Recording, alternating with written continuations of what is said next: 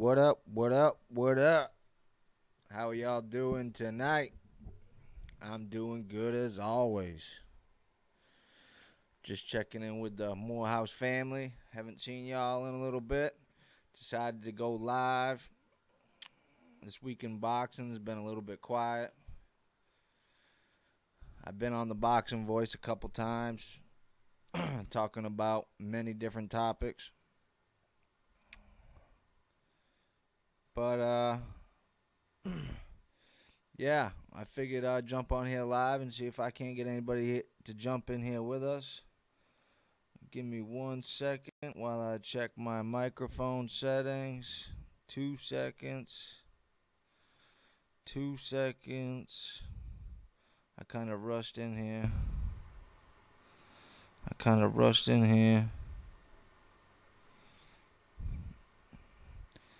All right.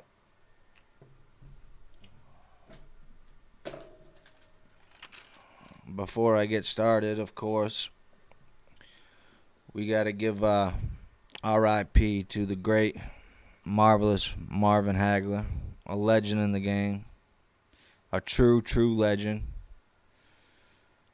I believe he was fairly young, maybe mid-60s. You know, it's really too bad. He was an outstanding fighter. He was part of, I don't know, you would call it the greatest fight. Not the greatest boxing match, but the greatest fight. Of course, with Hitman Tommy Hearns. That slugfest where he came out on top. If any of you have not seen that, you do not know what you are missing. Go back and look at that fight. He also had a legendary fight with Sugar Ray Leonard. He had a bunch of great fights. He was just a straight up warrior. And he was the one who came up with that saying, you know, it's kind of tough to get up and do your road work when you're sitting in silk pajamas or something like that, sleeping in silk sheets. One of those. But yeah, R.I.P. to Marvin Marvelous Hagler. He was a great dude. A great dude.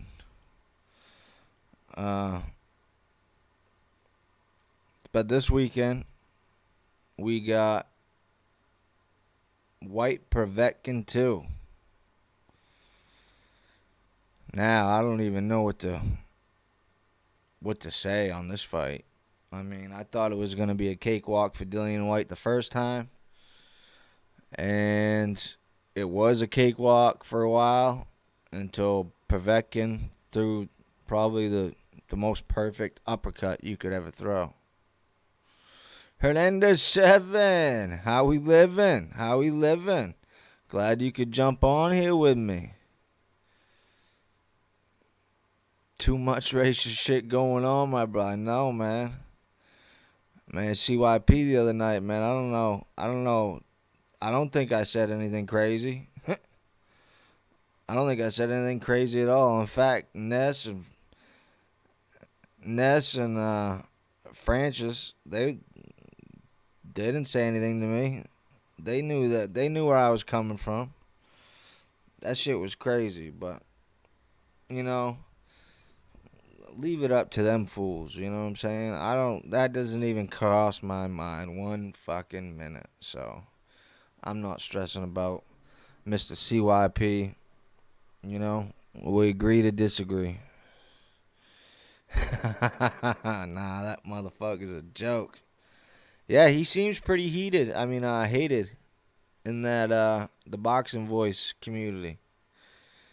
Now he's trying to fight Nash, and I don't know the whole history because I'm a fairly newer listener and just happened to get on the show. But yeah, Mr. CYP, he's out of control, man. Yeah, go ahead, Hernandez. Ask away, my brother. Ask away.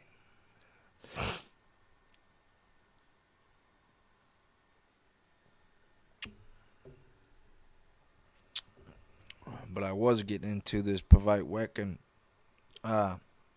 White fight coming up this weekend. What are they calling it? The Rumble on the Rock? Something like that. I don't know what the hell happened to Dillian White the first fight, man. He just fell apart. Dougie Smith, how we living? How we living? Glad you could jump in.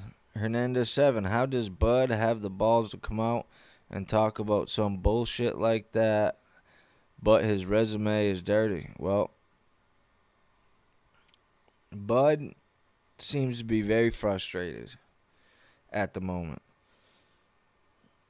with his promotion, the fact that he can't get any big fights, the fact that the pressure is starting to close in on him.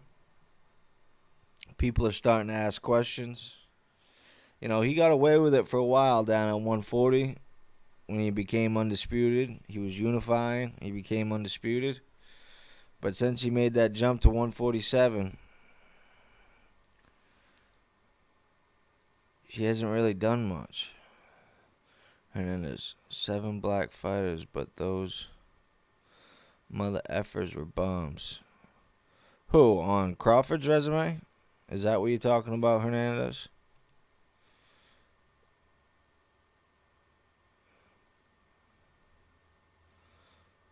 Yeah.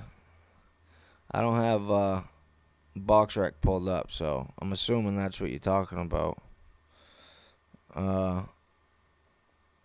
Yeah, Brooke was past his best, if that's what you're talking about. Amir Khan, is he considered black, white, Middle Eastern? See, that's what I mean. It's so fickle. That's why I don't like the whole race issue in boxing.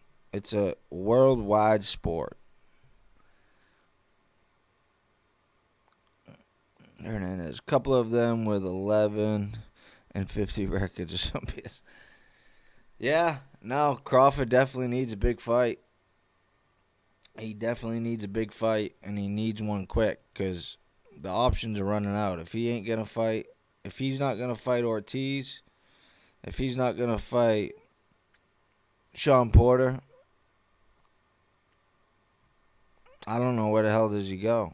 I don't think he's going to get the Ugas fight because Ugas is with PBC. Yeah, Amir Khan isn't black. Yeah, see? That's what I mean. It just... That's why I don't even like talking about it. That's why I don't even like... Honestly, it doesn't even come up in my mind. Like, when that topic came up the other night on the Boxing Voice, obviously it had to get brought up because a big fighter mentioned it. But, yeah, it's just a stupid way to look at things. I mean, would he just... Canelo just fight Danny Jacobs, 18 months ago? He's a black fighter. See me, the man, how comes across and throws race into a glass house himself. Yeah. Yeah. But forget all that. That was on the Boxing Voice the other night. I don't want to relive that. It kind of threw me out of my zone, man. I was jumping on to have a good time, and then CYP came at me with that junk, and it just, I don't know, I'm sitting there disgusted, really. You know? Put me in a position where I really couldn't even defend myself without, looking like an asshole, so it just was stupid. But the Rumble on the Rock this weekend, White Povetkin 2. Who do you got? I think Dillian White is going to win. He was winning comfortably the first fight.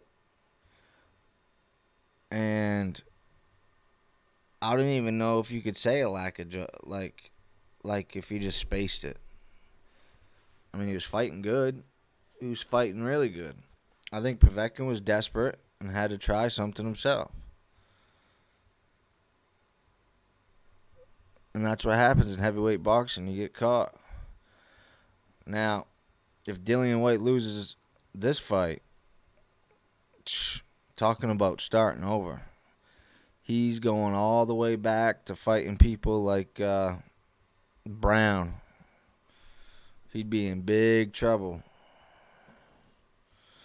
What up, Real Talk Boxing? What up, big homie? Big homie in the house. Real Talk Boxing. Povetkin, bro. I just have a feeling. Listen, he's only lost to AJ and he's only lost to Vladimir Klitschko. Just because he's 40, he's not a bum. And as everybody knows, heavyweights, the last thing to go is that power. And Dillian White felt that power last time, so I don't know. I thought Dillian White was fighting good up until that uppercut. And you get caught in heavyweight boxing. Now, Dillian White wanted to come back and have the fight right away. Povetkin got COVID, so it spaced the timeout. But it worked out for the best for both fighters, I guess. Dillian White got the proper rest he would need. Nothing really happened with Fury Wilder 3. So it's not like he was going to get the winner of that right away. So this is all lining up for a White victory, I believe.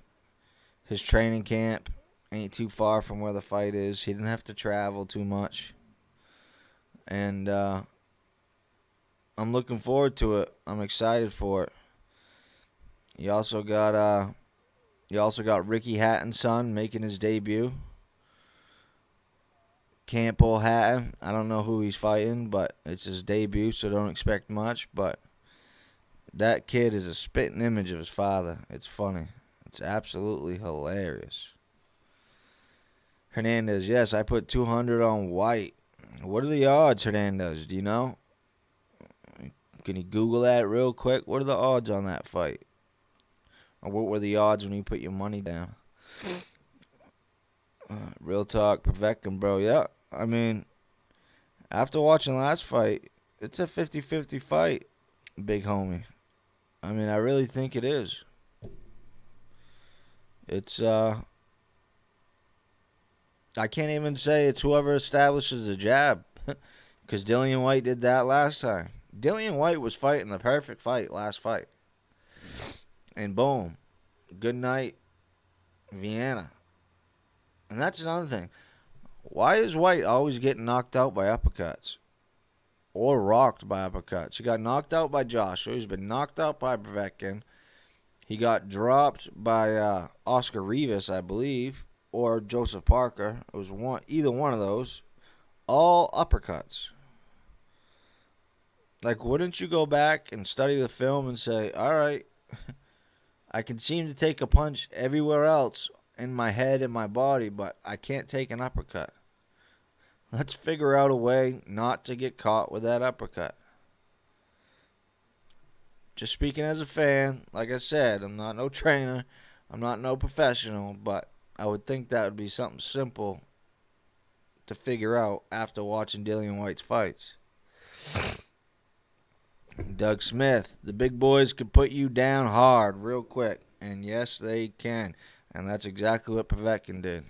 It was a beautiful shot. And absolutely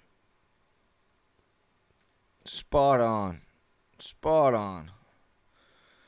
And he kept Dillian White down for a long time. It was one of them instant wave-offs. I think 7 o'clock right now. Actually, I think they're replaying it on YouTube. But make sure you guys stay with me instead of going to see that. We've already seen that fight. I need the support here in Moore's house. Or put it on dual screens. So, yeah, man. I think just everything's lining up for White. I think his back against the wall. He knows he's got to win.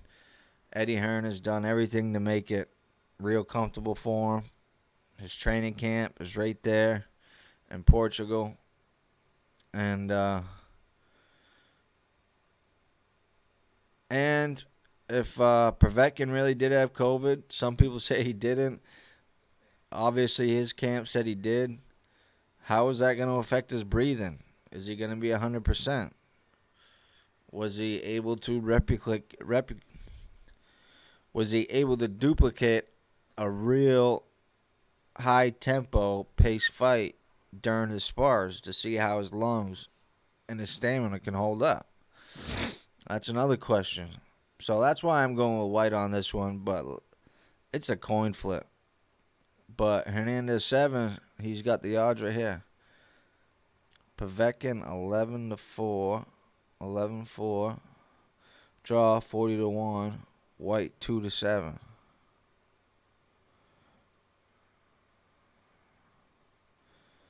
Whoa, whoa,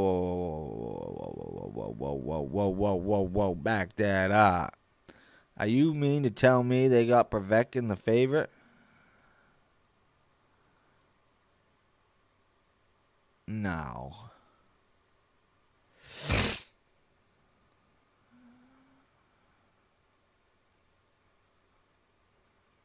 That can't be true. That can't be true. Let me check something real quick. Okay, Google. White versus Povetkin 2 betting lines. Here are some results from a search. Sports betting dime. Hold on, fella. I gotta check that out. Because if that's the case, I'm putting down everything I got in my bank account. It ain't much. Yeah, no. I hope you locked it in on Monday. Now they got Dillian White minus 400. So he's the favorite now. That is correct as of Monday. DAZN News. Well, a lot of people must have put money down on Povetkin because on Dillian White, because that money line as of now has changed. Dillian White is minus 400. And you guys know what that means. To win $100, you have to bet 400. But either way, I can't wait for it. I can't wait to see what the setting looks like. Once again, Eddie Hearn is doing something creative, doing something out of the box. He's blowing past all these other promoters. He's keeping things fresh. He's really doing his thing. He's got the two most popular boxers in his stable as of now, Canelo and Anthony Joshua. And they both seem to love him. So, I can't wait to see what the spectacle looks like here Saturday. And then also, this weekend, Queensberry Promotions has two relatively small cards. One on Friday, one on Saturday. I haven't looked too deep into those cards because I think it's all of their younger fighters and prospects that I probably do not know. And just because I am a big boxing fan and it's my favorite sport, there is just too many damn fighters to keep up with. I mean, really. So, until they do something major, a huge knockout, a long, steady run, or people start talking about them, then that's when I pay attention. What up, Joan? Joan in the house. Joan is in Moore's house. How you doing, buddy? How are you doing? I'm glad you could pop in. We were just finishing up our talks on White Povetkin 2. Who do you got, John? Who do you like in that fight? My man, Real Talk Boxing, picking Povetkin. Hernandez is picking White. I'm going with White. What do you got, John? What do you got? So what's next on the list of my topics here? 2-9. 2-9. Oh, yeah. Let's not move on yet. As you guys know, I always keep notes. I keep a notepad right next to my desk, so anytime I think of something or I hear something or I see something on Twitter and something pops up, I always keep my notepad close. I got my little show notes.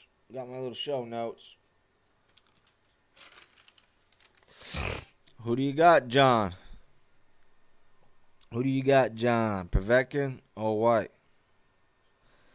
But whoever wins this fight, where does this put him? I think it's honestly a 50. John says, I think it's honestly a 50-50, but I think White will win this one. I am with you. 100%. I think his back is against the wall, and he knows it's all or nothing. It's all or nothing. You don't want to start back all the way at the back of the line. It's a long, hard climb back to the top where he was so close, and he just slipped up for 1 second. But whoever does win this fight, where does it bring him? What happens? I mean, the rumor is well, it's not really a rumor anymore, but apparently we got AJ Fury fighting twice this year.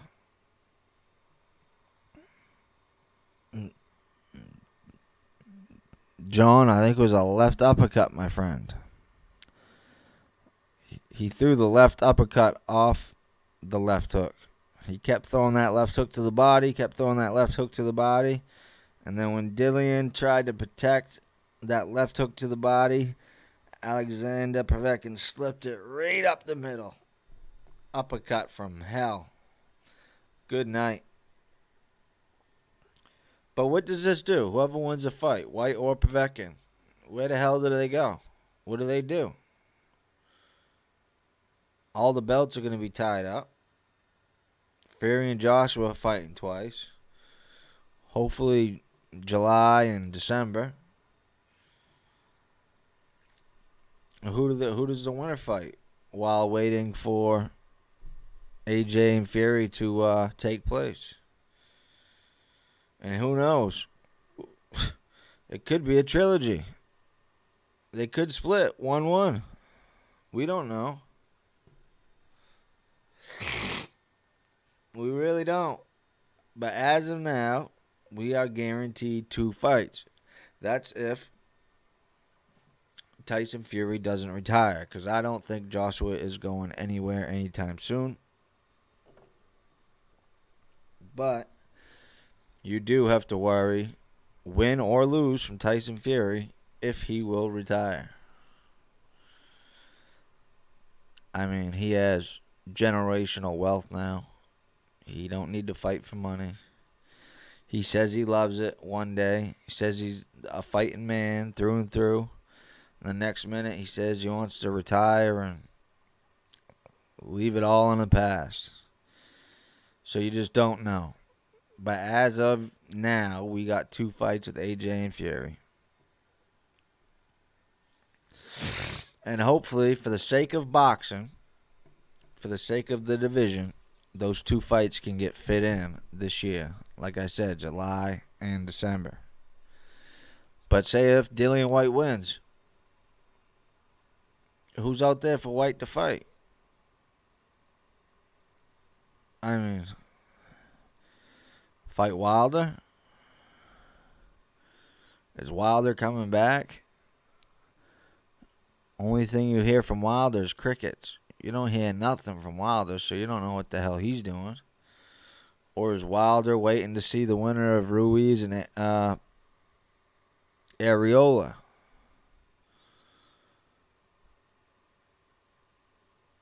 I mean, what does the winner of this fight do? Apparently, they're going to be the interim champion, I guess. Now, does that mean that they're mandatory? It's tough to tell because the WBC does what they want half the damn time anyway. John says White will hit Povetkin with a mean left hook. Yeah, the body snatcher, White.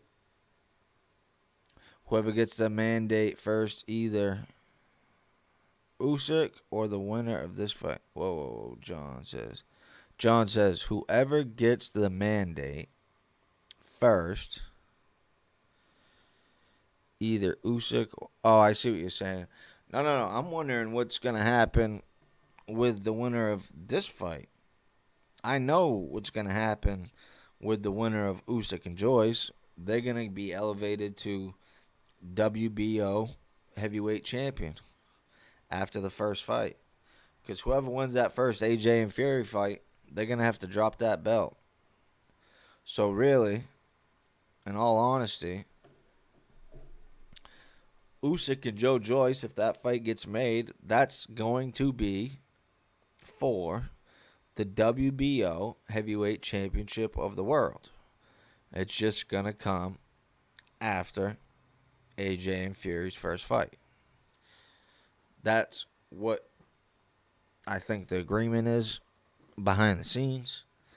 That's what I've heard, and that makes sense. I mean, why else would Usyk just go along with this without getting step-aside money? And we've heard from many different sources that Usyk did not get any step-aside money, and the WBO is going along with being part of the first heavyweight 4-belt undisputed championship fight. So, I think to reward Usyk, they're going to mandate him to fight Joe Joyce. If that fight happens, the winner of AJ Fury drops the WBO belt. And in turn, the winner of Joyce and Usyk becomes WBO heavyweight champion. And of course, you guys all know, in the sport of boxing, 95% of the time, you have a bump in your pay if you are a champion. So, even though if the WBO has to get dropped by Fury or AJ, we all know, every fan will realize who the real champion is, but it'll still benefit Usyk or Joyce, whoever wins, because they will get a bump in their pay. But I want to know, what does White do? I mean, he's damn near fought everybody. I mean, White's kind of... I mean, I'm thinking. Okay, Google. Heavyweight boxing rankings. Here is information from Wikipedia. From ESPN. For more top-ranked boxing Shut up, action, second phone. sign up.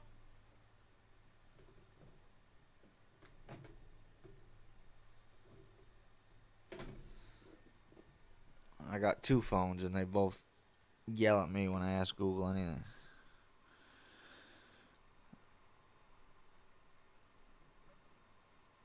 Alright, let's look up the rank and see who the winner can fight of Povetkin and White. If any of you out there have any insight whatsoever of what could happen from either or, Povetkin or White, please let me know. Be something that I can start thinking about what could happen. So we got all these different rankings. Let's just go with the Ring Magazine. I think that should be the end-all, be-all. Alright, so the winner of Povetkin and White. Obviously, the winner of that cannot fight Anthony Joshua or Tyson Fury next. Then third is Deontay Wilder. Now, I would love to see the winner of White Povetkin fight Wilder. I would love it. I would absolutely love it. But is PBC trying to set up that Ruiz fight? I'm pretty sure they are. Because if Deontay Wilder does not fight Ruiz or gets lucky and White beats Povetkin or White, he has no more big fights out there. He's not going to like going from fighting Tyson Fury for $25 million down to fighting, let's say, an average like a Charles Martin for $4 or $5 million. He's not going to do that. That's one of the reasons why Johnny Nelson thought and stated, and as of yet, he hasn't been proven wrong, that Deontay Wilder will retire. But the only big fights out there for Wilder is Dillian White and Andy Ruiz Jr. So let's get past. I don't think that's plausible for the winner of this fight. So the Ring Magazine rankings, of course, Tyson Fury, Anthony Joshua, Deontay Wilder. 4 is Alexander Povetkin. If he wins, he can't fight himself, obviously. Number 5 is Dillian White. All right, now, here's a viable option. And it's not a bad option. The winner of Povetkin and White could fight the next rated heavyweight, according to the Ring Magazine. Anybody out there want to take a guess who that is? It's the 50-year-old Luis King Kong Ortiz. Now, King Kong Ortiz is on the PBC, but he was once signed to Eddie Hearn in Matchroom. But when Eddie Hearn tried to get King Kong Ortiz to fight Joshua after Baby Miller popped for every steroid under the sun, they had a little beef going back and forth. So I don't know how plausible that fight could be. But that could be a good fight for either White or Povetkin. Ruiz is tied up. Joseph Parker's tied up. Michael Hunter. Last info I heard about him is he's fighting Hrgovic. Then you got Oscar Rivas and Alexander Usyk. Wow. Wow.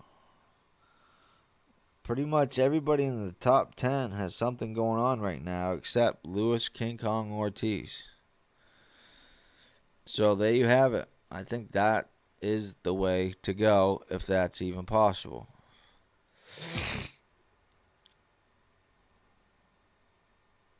That's the only thing I can think of. Who does PBC have that could fight Luis King Kong Ortiz? Brazil? He just got beat by Wallen. See? Sometimes you just talk. And good ideas come out. What about Otto Wallin? The winner of White Povetkin fighting Wallen.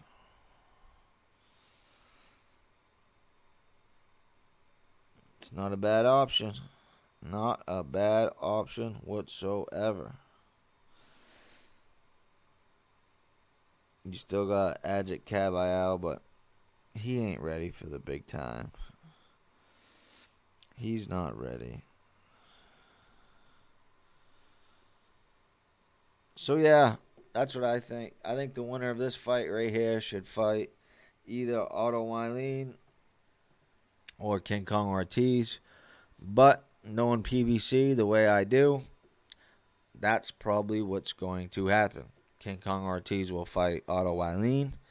2 southpaws going toe-to-toe. Deontay Wilder will fight Ruiz if he wins, which would leave the winner of this fight out in the cold. And pretty much what you got left is that Ajit Kabial guy.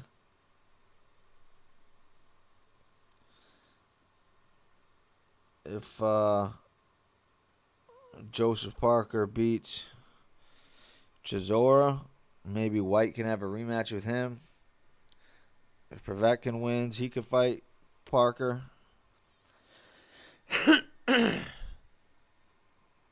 I mean, of course, this is all just speculation. But when you got certain few heavyweights out there, like White and Anthony Joshua, who's fought on damn near a lot of the heavyweights, I mean, it's tough to find opponents. You really couldn't sell Charles Martin to the winner of this fight, so forget him. Adam Konecki just got beat by, what the hell is that guy's name? Last name starts with an H, I believe.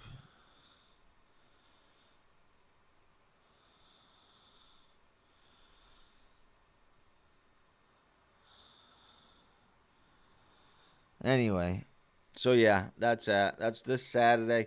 If you're on the East Coast, the main fight usually starts around. Well, I think the card starts around 3 p.m., 2:30, 3 p.m. And the two main fights right around 4:30, 5 p.m. So yeah, what do we got next? What do we got next? Oh, uh-oh. We got some bad news for the sport of boxing. Another young, dumb kid who keeps making mistake after mistake. But I was a young, dumb kid once and wasn't a millionaire, and I made plenty of dumb mistakes. I could only imagine what would have happened if I had millions and millions of dollars. And who is that person? Gervonta Tank Davis. One of the best naturally gifted fighters. One of the hardest hitting punchers, pound for pound. And this kid cannot stay out of trouble. I don't get it. I don't get it. Now, a little while ago, he got in a little domestic dispute with his girlfriend. And he ended up getting arrested for that. I never found out the outcome because I really don't like to pay attention too much about these guys' personal lives. It really don't. It really doesn't do anything for me. Like, I don't want this to be a gossip channel. But it's significant now because he recently got in trouble again. A couple nights after he fought Leo Santa Cruz. Rumor has it he was driving a Lamborghini and smashed into a car with a few passengers. Now, instead of getting out and making sure people from the other car were okay, instead of assisting them if need be, instead of calling the cops or ambulance, he did one of the dumbest things that you could do in that instance. He started running away on foot. Now, with the society we live in, you know, everybody, every store, every house, I mean, damn near every doorbell is a camera. They know it was him. They saw him running. He probably got told on by his friends in his car. Hopefully, I didn't read too much into it. Hopefully, no one was seriously hurt. Uh, that would be the best scenario out of all this. That no one ended up getting hurt. John, I wish I knew how to pronounce your whole name, man. John Lejeune, John Lejeune. I don't know.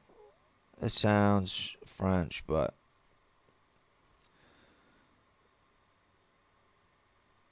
I'm sorry if I'm butchering it. It is what it is, so I'm just gonna call you John. Facing a maximum of 7 years and 55 days. What's the point of even throwing in the 55 days? 7 years. Holy shit. John, do you know if anybody got hurt in that accident? Please tell me no. Seriously hurt. I'm sure there was bumps and bruises and scratches and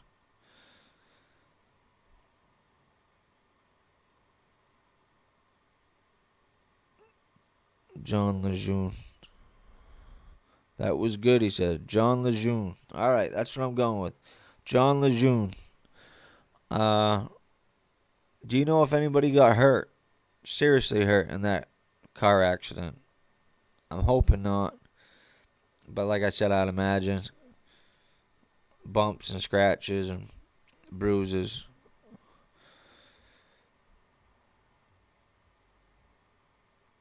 Doug Smith. I know. I mean, you got Errol Spence, who apparently still drinking. The rumor has it is at the Ortiz and Maurice Hooker fight, he was loaded. He was drunk as hell, and his bodyguards had to pretty much stable him and walk him out of the arena after the fight. You got him in that big car accident and got spared his life because he literally could have killed himself, if not someone else. And now we have Gervonta Tank Davis. Now, I don't know if it was a drinking and driving issue, but nonetheless, another young kid in a very expensive sports car. I'm assuming at the very least he was showing off for a girl or a group of buddies, and that's when accidents happen. John Lejeune says, yes, 4 people. Not severe, or it would have been a felony as opposed to a misdemeanor, which is what he was charged for. But they all did go to the hospital. Well, thank God that none of them was severe, because you don't want that to happen to anybody. But wow, and he's such a good fighter. He's such an exciting fighter. And he just, I don't know what it is. But 3-4 years ago, he would blow up in between fights. He couldn't get his weight issue down. He'd losing belts on the scales, partying, clubbing. And then he seemed to kind of get it together, get on a nice little roll. And now this. And it's just a damn shame. John Lejeune, they will never be able to prove if he was under the influence because he fled the scene. Good point. Good point. Maybe that is why he did flee the scene. But I don't know. Drunk or not drunk, if you hit someone, your first instinct should be, are they alright? I mean, I don't know. If you get in an accident when you're drunk, maybe you're not thinking. Well, you weren't thinking to begin with, drink and drive. And I'm not no angel either, because I have an OUI myself. Luckily, I didn't hurt myself or anybody, but yeah, I don't know how I would have reacted if I was completely drunk and hit someone. You're not in your right mind, so I don't know. Maybe he was drunk and that's why he ran. Maybe he just ran because he was scared he hurt someone. I don't know. Doug Smith says 7 years and 4 lawsuits later. Wow, that's right. All 4 of those passengers are probably going to file suit. Some sort of civil. Try to get money out of them. And how the hell is he supposed to make money if he's in jail serving 7 years? Do any of you know when the timeline of when we're supposed to find out what's the verdict on this?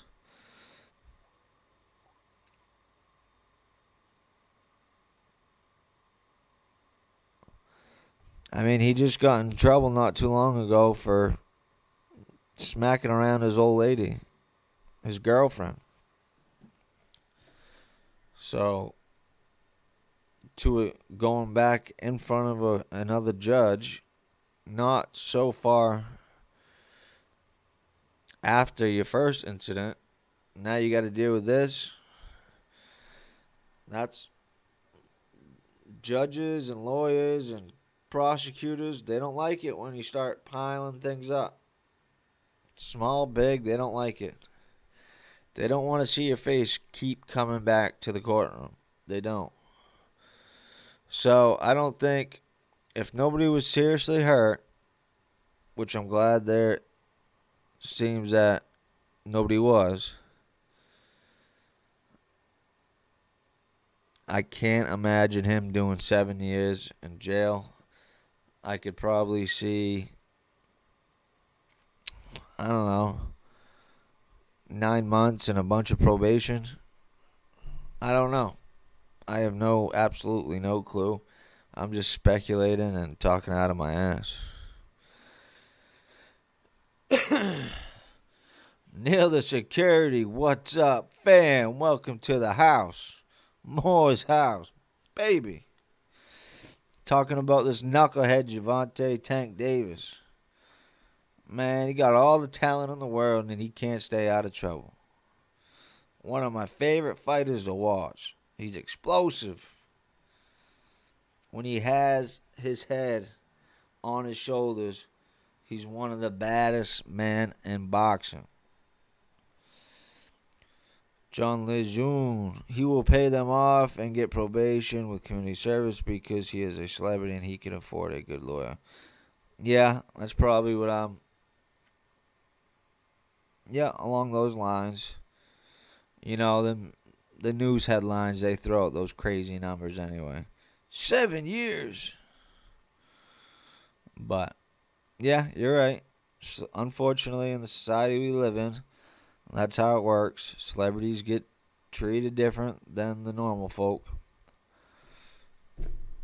But, hey, I guess if you're in that position, good for you. But I just hope he smartens up because from the sounds of it, he really could have hurt someone and probably messed up his life forever if that was a little bit more serious. I mean, you don't want to play with them sports cards, man. You know, unless you're experienced driver, you don't just jump in them and start going crazy, showboating or drinking and driving. Like I said, I'm just speculating. I don't know. He could have been following the rules to a T. 10-2. Head forward. But I doubt it. Let's be real here. But I don't know if that's going to affect his fight with Barrios, which I think is a joke in and itself. I think he has work to do at 130 and 135. Preferably, I'd like to see him at 135. He has plenty of options. But instead, he's going to jump up to 140 for a regular title. Not even the main title, the regular title. No one wants to see that shit tank. Come on, man. Absolutely not. It's ridiculous. I'd say fight Garcia, but I bet if you actually said, "Yeah, I'll fight Ryan Garcia," I think somehow he still wouldn't fight you. So I don't know. Stay at 130. Stay at 135. Don't jump to 140. Barrios is a good fighter, but if he was like a super champ, go ahead. I get it. He's a regular champ. Nobody looks at him as a champ. It's only Jose Ramirez and Josh Taylor. That's it. If you're gonna jump up to 140, fight pro grade. He's a bigger money fight. Neil the Security. It always blows my mind how Spence wrecked his Lambo after drunk driving, but was viewed a hero for his quick comeback. That's another one. Just lucky that he didn't seriously hurt someone or even kill himself. God forbid. Yeah, I'm right with you, Neil. Absolutely. Uh, yes, he had a good comeback, but I think a little bit more could have been done on Spencer's behalf.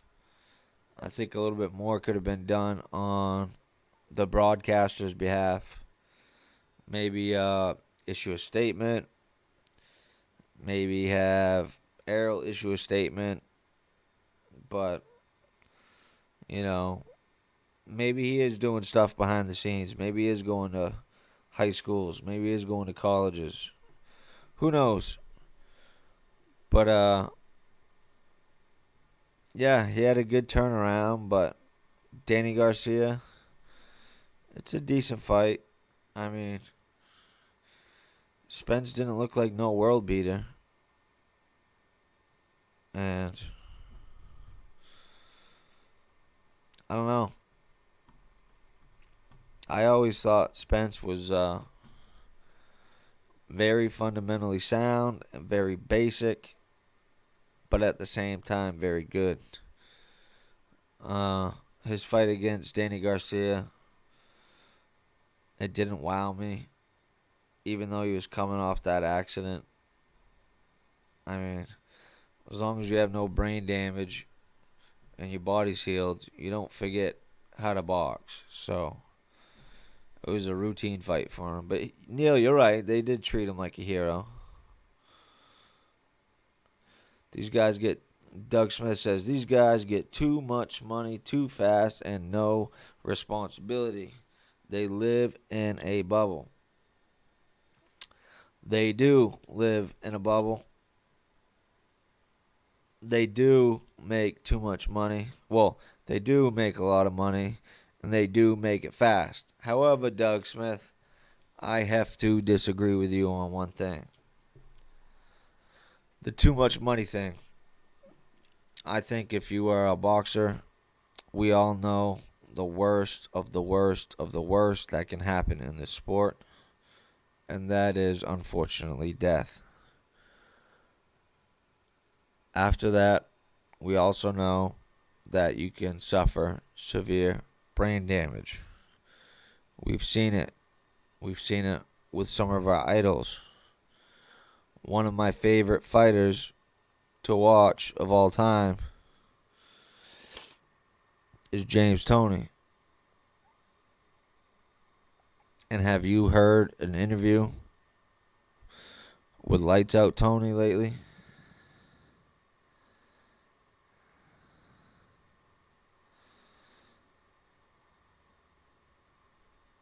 He slurred all over the place. He's punch drunk. He is punch drunk. Warren Williams, what's up? Haven't seen your face here. Show out to Morehouse. Seem real down to earth guy. Where the dog? Where the dog? You talking about my dog?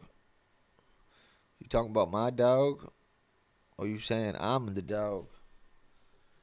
My dog is just right there chilling. She's supposed to be watching my back, but she's sleeping. She's sleeping.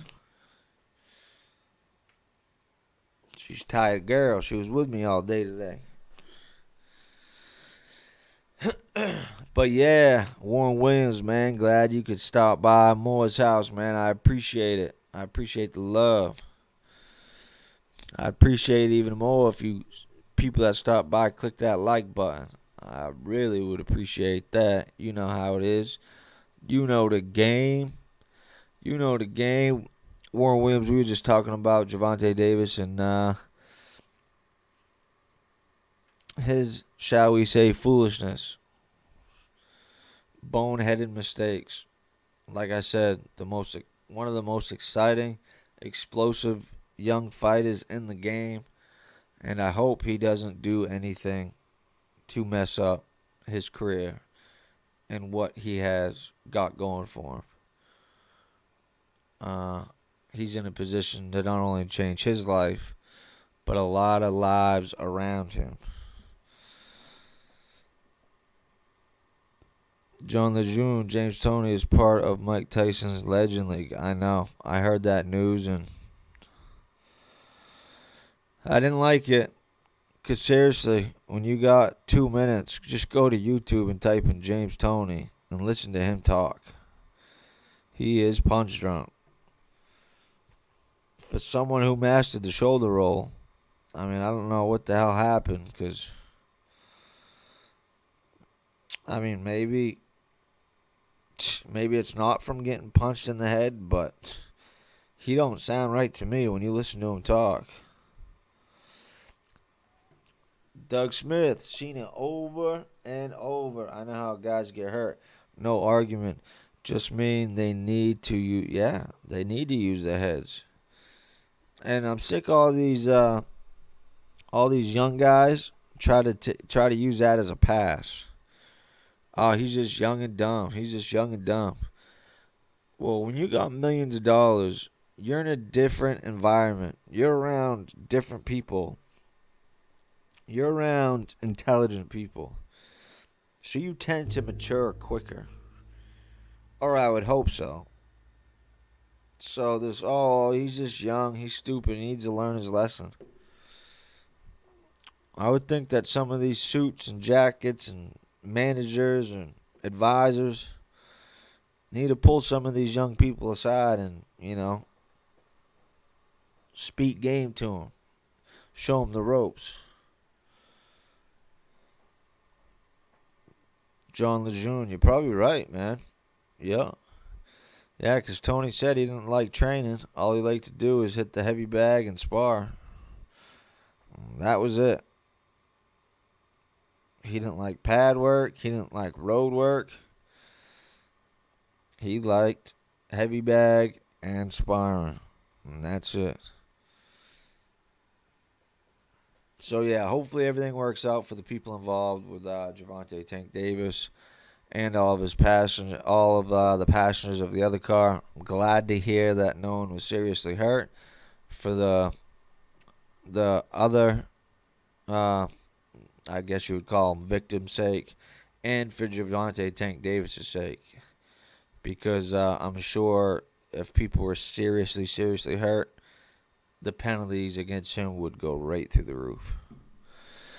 Neil, the security. If you're still taking hits to the dome after the age of 45, something went wrong. Yeah. The managers, the promoters, their advisors. It was a dirty game back then. A lot of fighters got taken advantage of. And it's sad. It's sad. It's absolutely sad. Now, seeing someone like James Toney get into the Legends League and supposedly going to get in a fight, that's different from Tarver. You know what I'm saying?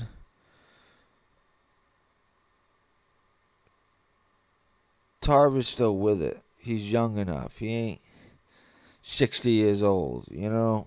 So, apparently he signed with whatever the hell that app is. Uh, the one Teofimo Lopez signed to. John Lee Jr. Until recently, a lot of fighters, including Ali, thought that they were strengthening their chins by getting hit. Wow, how have times have changed. You don't want to do that no more. Tyson Fury, before he got that big cut from Otto Wallin, he sparred without headgear. He never wore headgear. Or that was the rumor. He never wore headgear.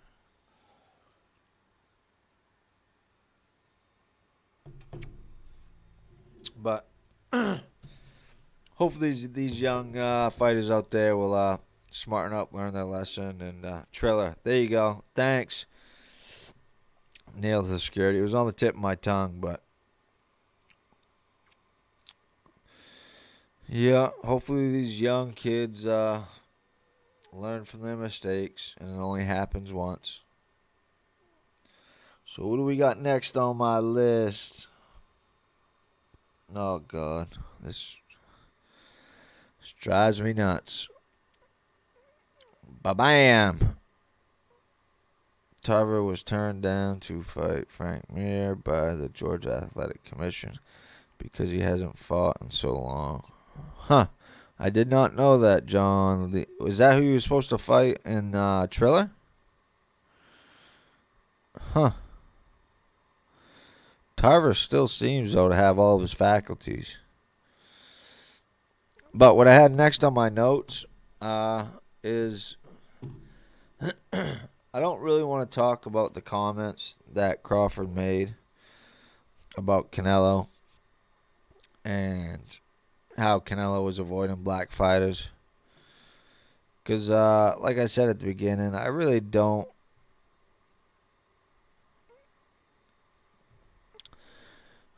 I don't like to bring race into. Like, boxing isn't. I don't know. It's so tough for me to explain. Race is a big problem in this country. In particular, certain areas of this country. There is a problem. But in boxing and sports, I like to keep it out of it. I don't like to think about. I come to watch boxing to escape all the outside bullshit, all the outside real politics. I watch football and basketball, watch movies and listen to comedy to escape all that outside bullshit. And I just can't stand when it gets brought in to boxing or any other sport. I just don't like it. I don't like it at all. So I wanted to talk about Crawford and where the hell does he do next? I guess this is a show on what's going to happen next. John Lejeune. Yes, I know who Frank Mir is. Yep, the ex-UFC heavyweight champion. Facts. Neil the security facts. Yeah, man. Everybody in this country, unless you're living under a rock, we know race is an issue. And in some instances, it's a big issue.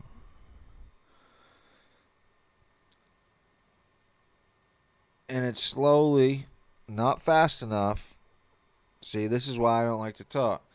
It's slowly turning It's slowly getting better. We're nowhere near where it needs to be at all. So don't twist my words. I don't want to hear nothing crazy. I know we are nowhere near where we need to be. But however, I think outside politics should stay outside. That's it. That's all I'm saying. I'm dropping it. It's done. But the night Virgil Ortiz fought Maurice Hooker, Terrence Bud Crawford was in the audience. Errol Spence Jr. was in the audience. I didn't see him speak to each other. I didn't see DAZN try to do an interview with him. I mean, I know they're not their fighters, but a couple of the YouTube channels like Pheno Boxing and IFL and Seconds Out, a couple of them channels tried to get interviews with him, and they really weren't talking. Like I said, Errol Spence looked like he was hammered. But according to Bud Crawford, he doesn't want to fight Porter. And Virgil Ortiz, after his great win over Maurice Hooker, said, let's do it. I'm ready for Crawford right now. And then what's Crawford's response? Nah, he really don't want me. Well, how do you know that, man? These are other professional fighters. Professional fighters are not scared of other professional fighters. Now, we can say that fights don't happen because management, networks, and the inner politics of boxing might not let it happen. But after Virgil Ortiz makes a statement, beats up your buddy, he's in the ring and says, yes, I'm willing to fight Terrence Bud Crawford. And then afterwards, Bud Crawford goes, yeah, he don't really mean that. He don't really want to fight. So if you don't want to fight Ortiz, if you don't want to fight Porter, if Keith Thurman's asking for $10 million, you said you're never gonna fight Spence again. I'm starting to put you into the Ryan Garcia lane. Ryan Garcia says he only wants to have 2 fights: Manny Pacquiao or Gervonta Tank Davis.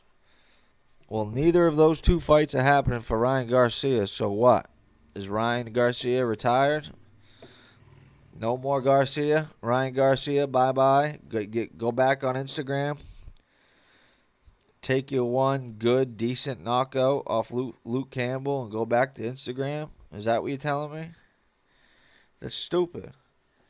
And Crawford's starting to do the same thing, man. It's pissing me off.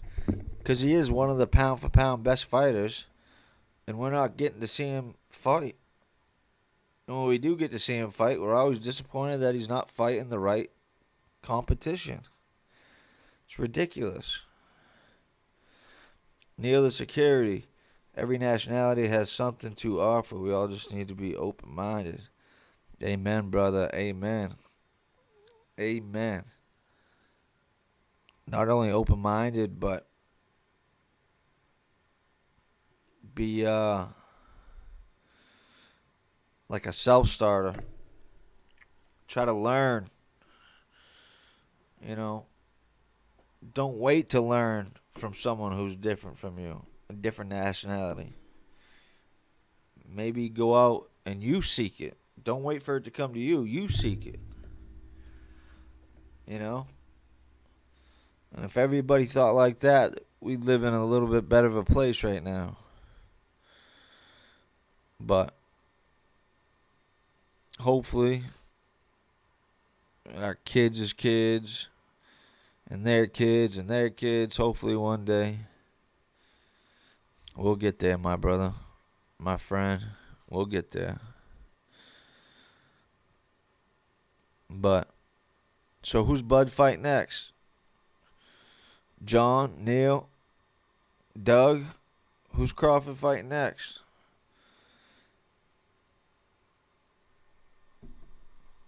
Apparently Porter's willing to fight him for around $2 million. That's right in Bob Arum's wheelhouse. since Bob Arum don't want to pay anybody because he don't want to put on a pay-per-view fight for whatever reason. I don't know if it has something to do with his contract that he has with ESPN.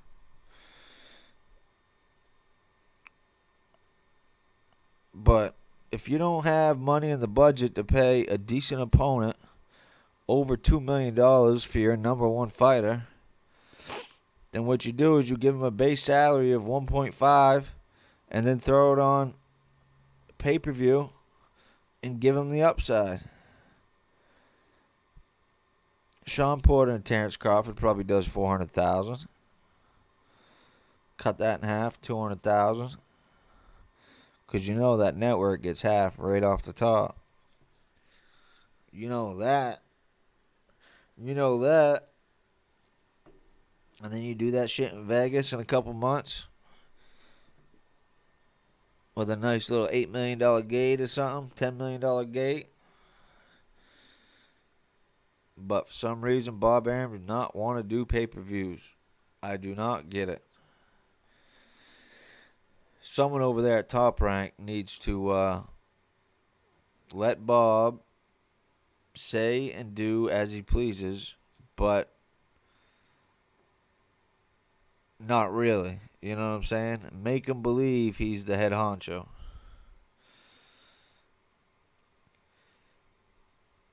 KDDR,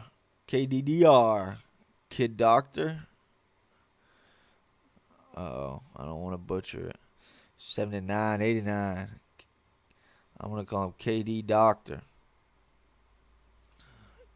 Kevin Durant Doctor. KD Doctor. What up, Moore's House? Who you believe Crawford fights? I have no freaking clue.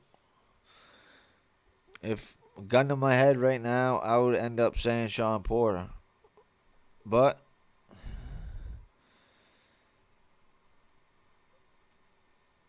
first, Sean Porter said $2 million wasn't enough. Then I guess he said he would fight for that. And then Crawford says he doesn't want the fight. He wants the Manny Pacquiao fight. We all know that Manny Pacquiao's fighting Mikey Garcia. Like, I don't know what world some of these fighters are living in. How can you be a professional fighter, whatever level you are? You know, there's thousands and thousands and thousands of fighters out there. And you go from a list of all those, say 100 top fighters in your division, in your weight class, or even, let's just say even 50. Out of 50 top fighters in your weight class, yeah, I only want to fight him. If I don't fight him, I'm not fighting. That's just so foolish. That's ignorant. That don't make any sense at all to me. It doesn't. The same thing with Canelo. Everybody's waiting for that Canelo handout. If I was Canelo, I'd just come out openly and say, hey, Charlo, you want to fight me? You got to do this, this, and this, and then I'll think about it. I'm not just going to keep giving out these handouts. Get a belt, then I'll fight you.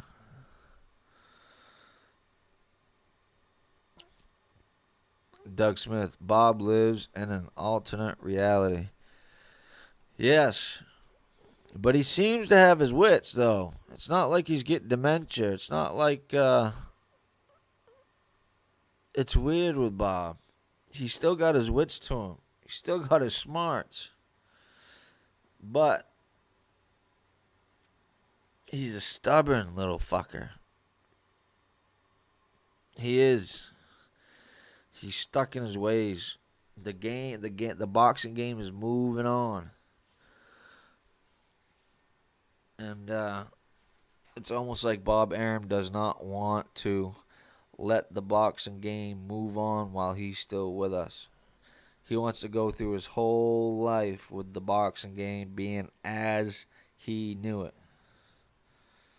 That's what's wrong with Bob Arum. Nail the security. Any Sean Porter fight is bigger, is a banger. Pair him up with Terrence, and I'll definitely buy that pay-per-view. I would too, but Bob does not want to do pay-per-views. And that's what I don't get that. All right, Bob, you don't want to pay Sean Porter $5 million to come over and fight Crawford, who's probably making $6 million. I think for the Brook fight he got 4.5, 5. So you don't want to pay Porter 5 because you got to pay Crawford 5. So put it on pay-per-view, Bob. Put it on pay-per-view. Let's do the math. I think you put that on pay-per-view. That fight does 400,000. Now you take that 400,000 and you cut that 400,000 in half. Do you know why you cut that in half? Because the network gets half. So that leaves us with 200,000 at $80 a pop. Voila. That leaves us 16 million. I don't know why I just did that on a calculator because that was stupid. And that's not even, because that was stupid easy. But that's not even including the gate.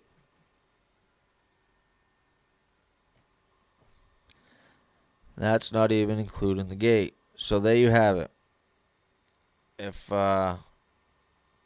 Terrence Bud Crawford and Sean Porter could do 400,000, you cut that in half to 200,000, $80 a pop. Boom, that's 16 million. To split it up whichever way you like. That's how the fight can be made.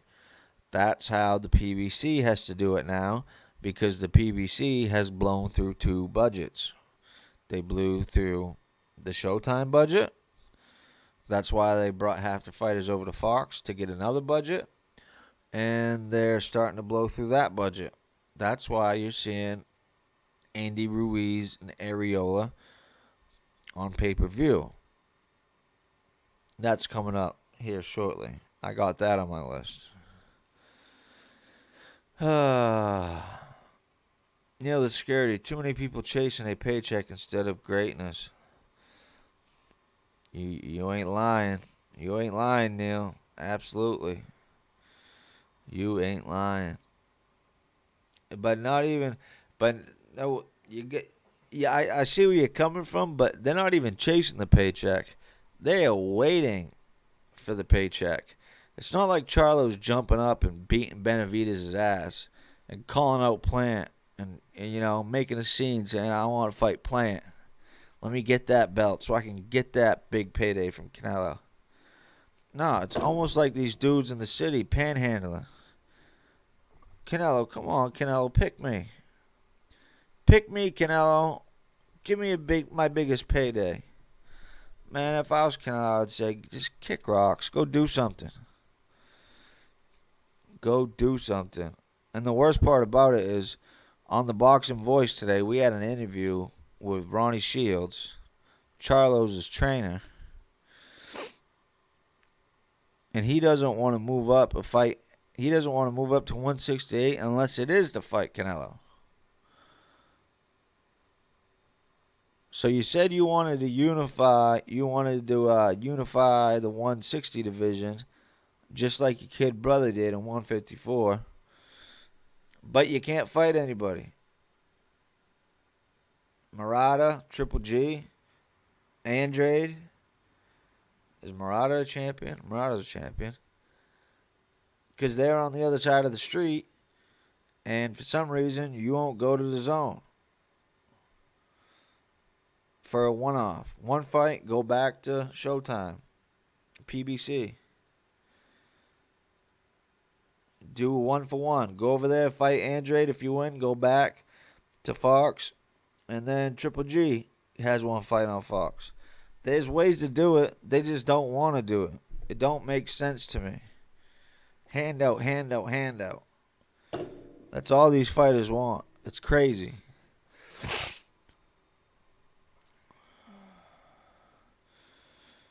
KD Doctor, I believe it will be either Pacquiao, although Mikey said it almost done, and Pacquiao said he was siding with Mikey.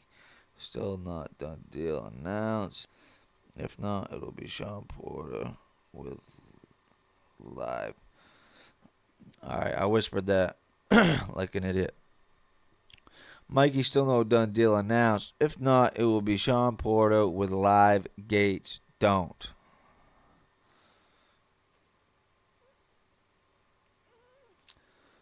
I have to disagree with you, KD Doctor.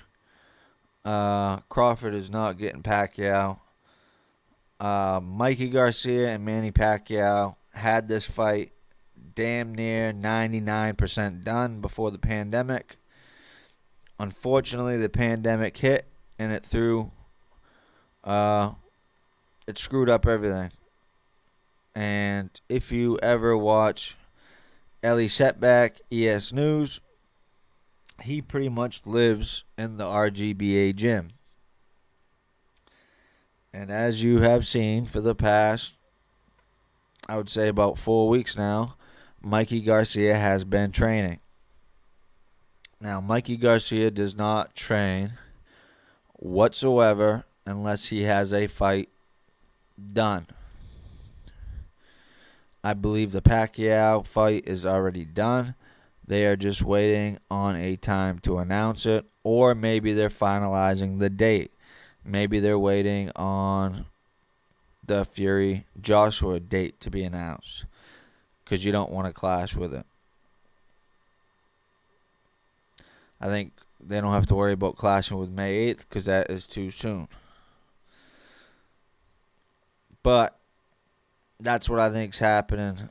KD Doctor, Mikey Garcia versus Pacquiao in Dallas, most likely. Pacquiao's fought there before. Mikey Garcia's fought there before. They both have a huge fan base, and they could sell 60,000 easy.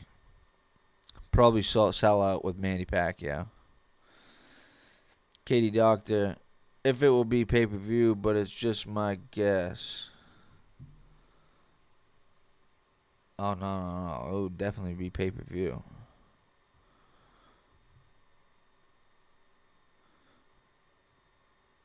It's just tough because you don't know who Manny Pacquiao's with. And Mikey Garcia, even though he signed a one-fight deal with DAZN, that one-fight deal, always watch the fine print. DAZN has a chance to match Mikey any offer Mikey Garcia gets. And if they match it, they get Mikey for a second fight. So it's weird. There's a lot of little details that need to be worked out, and that's probably one of the reasons everything is being held up. But I do believe at least a verbal agreement, enough of agreement to get Mikey Garcia back in the gym for about 4 weeks now. Usually you like to announce a fight about 8 weeks out. Mikey in a 12-week camp. 8 weeks from now, what we got?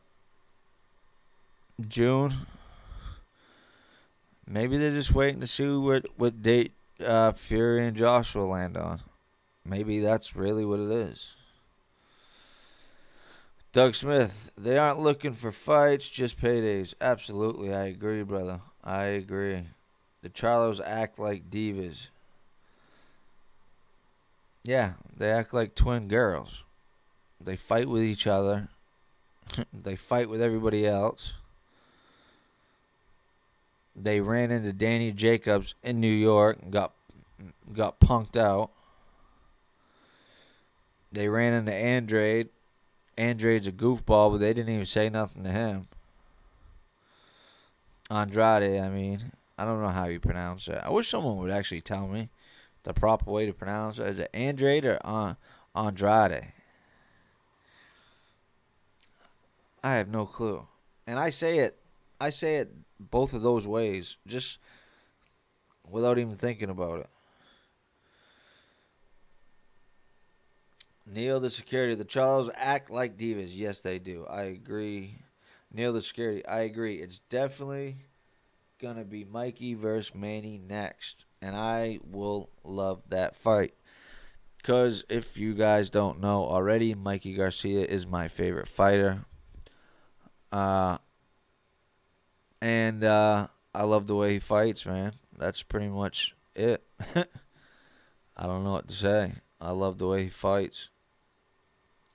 And just because my main man, my favorite fighter lost, I didn't jump off the bandwagon. I'm still rocking with him. I didn't come up with 1,000 different excuses like other groups of fans have done recently. He got beat by the bigger man, better man. And that's exactly what Mikey Garcia said. When Errol Spence beat Mikey Garcia, this is what Mikey Garcia said. I knew Spence was good. I just thought I was a little bit better than him in every category. However, I was wrong. And that's how it is. You move on. He moved on and got a $8 million payday to fight Jesse Vargas. That just shows you, what a good character does and how far a good character will bring you, especially in the sport of boxing. Sometimes good guys finish last. Sometimes they do all right. But yeah, Mikey Garcia is my favorite fighter as of today. So I have no clue. My guess would be Porter. I think it would be a lot easier to make that fight for Bud Crawford if they would just throw it on pay-per-view and get this ish popping. Neil the Security, wow. You're the first person I know who has Mikey as their favorite fighter. That's what's up. Yeah, man, I've watched Mikey for a while. The first fight I actually watched when I really started getting into boxing was Tito Trinidad versus Fernando Vargas. Obviously, Mikey's father was his trainer. So that's kind of what drew me to Mikey Garcia. And then I just always followed him once I caught up with him. And I just like the way he fights. Honestly, it's really... I like how he stays in the pocket. I like how he's balanced. I like how he's never out of position. I like how he parries with his gloves. He don't get too high. He don't get too low. He's strong. And he's willing to fight. He's willing to be great. Everybody in his family told him to stay away from Spence. And Mikey Garcia said, you know what? Spence is a great fighter, but I think I just do everything a little bit better than him. I think I can win. That's the attitudes we need in boxing. KD Doctor, I can agree with that breakdown, so I guess I'll probably Porter for Crawford.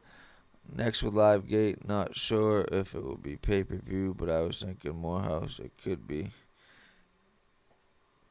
Yes, it could be. What date does Taylor and Ramirez fall on? Is that May 22nd?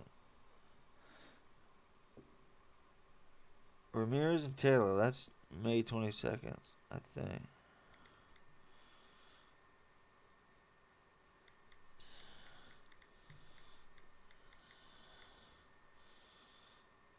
Yeah, May 22nd. Katie Doctor, do you know Morehouse if there would be an exemption for Terrence to fight Taylor versus Ramirez winner? Would WBO allow it since Porter is not activated mandatory?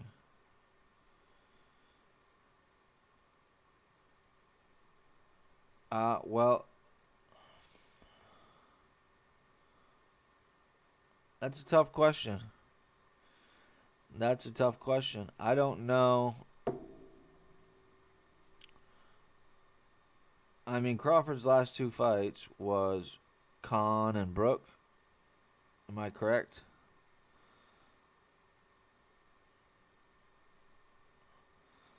I don't think those were his WBO mandos. So that means, he's got a mandatory coming up. Now, maybe Crawford can go to the WBO and say, hey, can I get an exemption for the winner of this fight? But it would be. I think that's going to be a little bit tough because it would be a lower weight class moving up to fight Crawford. But the WBO does have that undisputed rule. That's the situation Usyk is in with Anthony Joshua.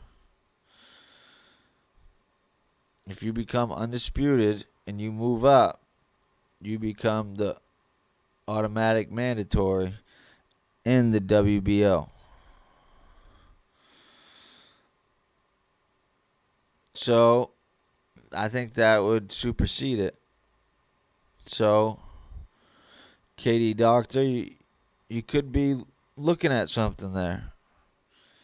And it's looking like it might go that way since Teofimo Lopez pissed off Bob Arum. Because for a while I thought after Teofimo Lopez beats George Kambosos, he would go fight the winner of Taylor and Ramirez. But we all know Bob Arum is acting like a child and is crying and is pissed off at Teofimo Lopez. So who knows if that original plan is still going to happen. Doug Smith, thoughts on Nikita Baby? Bobby. Is that the white chocolate guy that fights on the zone? He's from New York.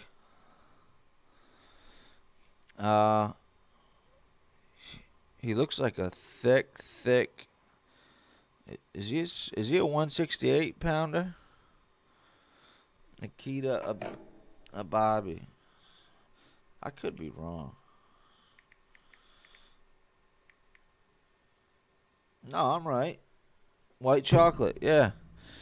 Yeah, I like him. He's one of them young fighters that DAZN's pushing, you know. DAZN's pushing Alexis Espino. They got Ammo Williams. They got Raymond Ford. Nikita Abibi. White chocolate. They got a few more that they're pushing, but I like him.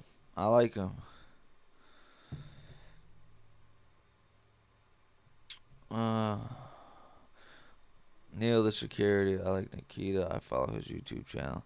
I haven't checked out his YouTube channel, but I'm going to check it out now that I know he has one. Okel, yes, but not Khan. Though it was...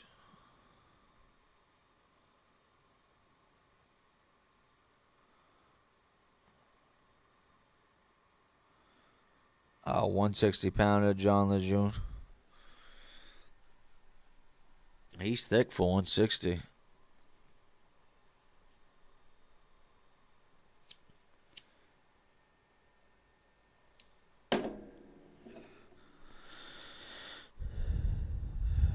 Doug Smith, been watching him for a while. He's getting better each time out. Needs to work on that on defense.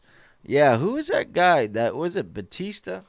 That with that weird ending or whatever. He was fake. I don't know. That was a weird fight. I think that was a guy's name, Batista. He was either fouling on purpose or he was pretending that he was hurt or something weird. But yeah, Nikita's part of them, the young crop of DAZN fighters that they're trying to push, like I said. Alexis Espino, Ammo Williams, Raymond Ford. Who else? They got a few. They got a handful.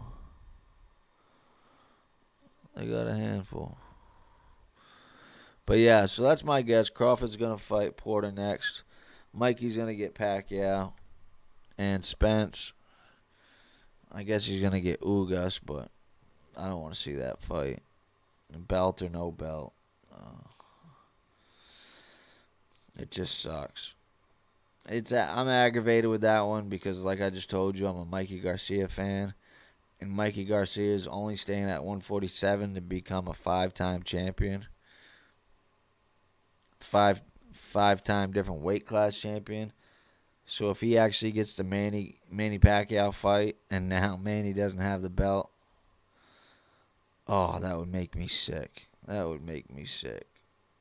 But maybe if he beats Pacquiao, he'll be in line for another chance at a title.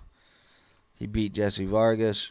Then if he comes back and he beats Manny Pacquiao, That's two 147-pounders in a row that he would win. So maybe he'd get another shot somewhere. I don't know. Jonathan Batista. Yes, that was a weird fight. John Lejeune. That was a weird fight. I can't remember exactly how it played out, but I remember that it was very tense in there. It was heated. The referee was pissed off at Batista. I think he might even got disqualified. I don't know. I can't. I might have to watch that back. Now that you just reminded me of that fight, I'm going to have to go back and watch that. Because something weird did happen in that fight.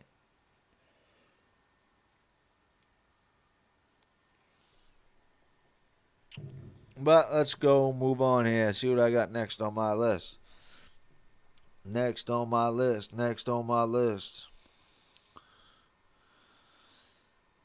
Oh, real quick. No, never mind. I was gonna kind of already talked about it. Next on the list, what do you guys think about this?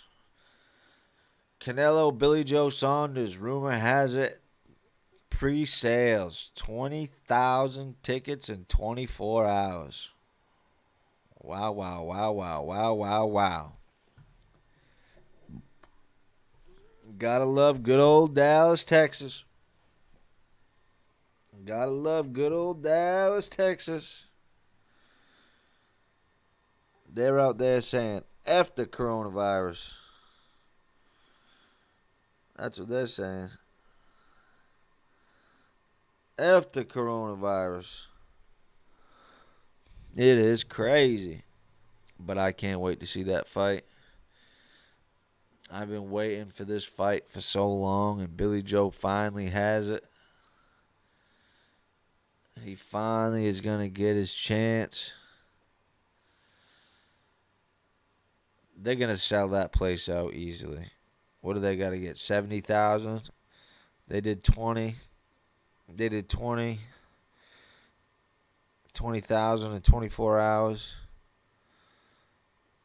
We just got to figure out when the Brits are going to be allowed to travel. Because once the Brits are allowed to travel, you're talking an easily another 20 are going to come over. Another 20. If the UK opens up, 20,000 will come over for Billy Joe. I guarantee it. The UK love themselves some underdogs, and Billy Joe is definitely an underdog in this fight. I'm rooting for him. I like Billy Joe as a fighter. I repeat, I like Billy Joe as a fighter. He's a technical fighter, southpaw, slick. He's not scared. He has the right mindset. If he gets the right camp, which he is, he's screwing around and telling the media that he's had the flu and he tore his scrotum. Typical Billy Joe junk. But Eddie Hearn posted a picture of him after sparring on Instagram the other day. And Billy Joe already looks like he is on weight. So, Billy Joe is not messing around. He's been training. He's been training well before the announcement. And I'm hoping we get the best Billy Joe. But needless to say, if anybody out there that don't know Billy Joe, or if anybody out there who sees this video and they say, Canelo's fighting who? Billy Joe? Oh my God, another UK bum? Don't believe it. Billy Joe is a real fighter. Billy Joe has the skills to beat anyone. It's just the matter of what Billy Joe shows up on the night. But skill for skill, Billy Joe can beat anybody in that division. In my mind. Canelo's going to be tough, but we know that. He's pound for pound number one. Canelo is going to be tough. But Lara gave Canelo a hell of a time. And I think Billy Joe boxes circles around Lara. So, I can't wait to see this fight. It's one of them fights where you just throw your hands up and say, anything can happen. Canelo can come out and knock him out one round. Billy Joe could box his face off for 12 and get a draw. Or Billy Joe can just say, screw it. I'm in the United States. I have to go for a knockout. And they just have a slugfest. Because believe it or not, Andy Lee is one of the hardest hitting punchers in the middleweight division back in the day. And he hit Billy Joe Saunders flush many times. And Billy Joe didn't flinch. So, I don't know. It's a fight I can't wait to see. I don't know. What do you guys think? What do we got? What do we got? What do we got? What do we got? What do we got? What do we got? Neil, the security people are dying to leave the house already. I'm not surprised. Yes, sir. 20,000 in 24 hours. Now that's pay-per-view star and big fish of boxing selling 20,000 already. KD Doctor, that's right. A1011. He.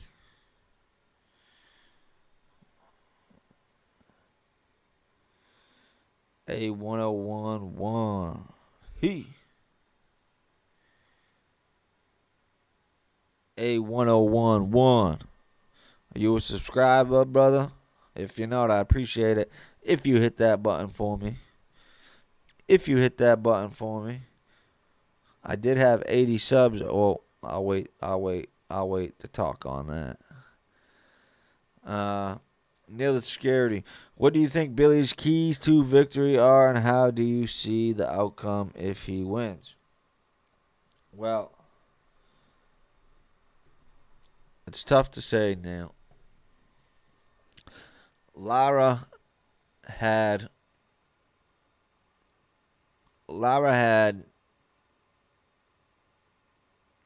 gave Canelo problems, but there are many things that there's many things, it's tough to explain. There's many things that Billy Joe does that Lara cannot do. Now, when Lara fought Canelo, Lara is a southpaw, just like Billy Joe Saunders. But Lara, to throw his 1-2, Lara has to stop his feet from moving. And when Lara throws his 1-2, he don't change heights. He don't change levels. He don't throw from different angles. He don't throw hooks. He literally circles the ring, stops when he's getting ready to throw, 1-2, and moves again. Now, with Billy Joe Saunders can throw every single punch. He can throw every single punch on the move. He doesn't have to stop and plant his feet. When he wants to throw with power, he will sit down on his shots and he will let them go. So Lara gave Canelo problems, but he only did 3 things. He threw the 1 and the 2 straight down the middle. He didn't change levels. He didn't change angles. Right down the middle. And then he circled the ring. Circled the ring to his right. To stay away from that right hand of Canelo. No, circled it to his left, staying away from that left hook from Canelo. Now, Billy Joe Saunders will go in and out. He'll go up and down. He will throw from all kinds of angles. He will circle left. He will circle right. He will stay in the pocket as well. Kind of slick, like Mayweather, and the kind of how Canelo fights now. And not to mention, it's very underrated. Billy Joe does have a chin. So I don't think you're going to see Billy Joe just run and run and run. If Billy Joe gets hit by Canelo, yes, it's going to hurt. But Billy Joe's got a chin, and he's going to fight. And I think it's going to be a close boxing match for about 8-9 rounds. And then I think, unfortunately, Billy Joe and Billy Joe's corner are both going to agree that, hey, I don't think we're going to get this decision, even if we are winning. So we got to vamp up the pressure and try to stop him. If he does that, I think Canelo has a better chance of knocking him out. But my guess is, gun to my head, I'm just going to throw it out there. I'm rooting for Billy Joe. Because when I really don't have a dog in the race, I like rooting for underdogs. I just always have been like that. So I am rooting for Billy Joe. Kind of upset the apple cart. It sends a shockwave through the sport of boxing. You know, gives everybody a jolt. You know, snaps everybody out of it. Gun to my head, Canelo gets the decision. But Billy Joe Saunders can win this fight. If the judging is fair, Billy Joe Saunders can beat him on points. Not only can he beat him on points, but I think he could beat him on points easily. It's just what game plan Billy Joe comes into the fight with. I hope I tried to answer some of your questions, Neil. Neil, the security. Decisions or stoppage. Yeah. I don't think Billy's stopping Canelo, but I mean, I don't know. It's tough. My heart's saying I wish Billy Joe just knocks him out, but my brain is saying decision for Canelo, unfortunately. But it all depends on Billy Joe Saunders. Billy Joe Saunders can go and fight 50 rounds in a row with Canelo. And if Billy Joe Saunders doesn't want to get knocked out, he won't get knocked out. It's just what Billy Joe Saunders' mindset's going to be. If Billy Joe's mindset is, oh shit, I'm not going to get this decision, I might as well go for broke, then Canelo can knock him out. You kind of get where I'm going. Like, I don't know. It's tough to explain, but I'm trying my best, Neil, for you. But that's kind of... I think Canelo ultimately gets the decision, but I'm hoping Billy Joe wins. BJS will put up a great fight. He's no punk. A1011, you're absolutely right. And there's going to be a lot of casual fans that are going to look at this fight and go, why is he fighting another UK fighter?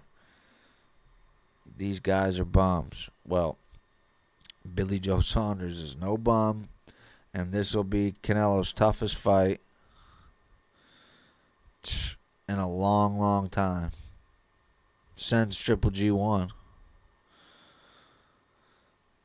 Neil the Security, remember though, when you fight Canelo, you're also fighting the judges. Yeah. I said in a previous video, Billy Joe Saunders got a little bit lucky that it's in Dallas. Because in Vegas, you're down 4 rounds before the fight starts. In Dallas, you might be down 2.